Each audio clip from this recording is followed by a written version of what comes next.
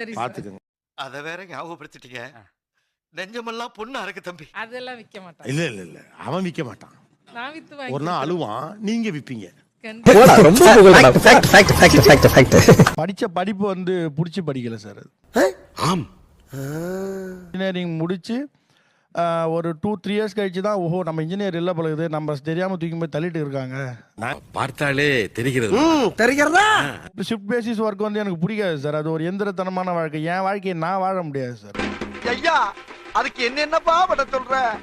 Leave கொடுங்க அப்படின்னு போயிட்டு நான் மேனேஜர் ஆண்டியோ என்னுடைய சுப்பீரியர் யார் இருக்காங்களோ அவங்க கிட்ட போய் நான் நிக்கணும். வேலையில இருக்கோம்னா தம்பி லீவ் வேணும் அவங்கள தானே கேட்கணும். அது நம்மளுக்கு ஒத்து வராதுங்க. நாங்க என்னென்னமோ பிளான் பண்ணி வந்தோம். இப்ப பாதியிலே போக வேண்டியது. இல்ல சார், அதுதான் சார் ஒரு ஃப்ரீடமா வாழணும்னு நினைப்பேன் சார்.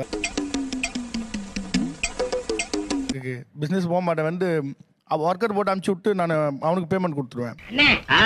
உங்களுக்கு அறிவோ அறிவுனே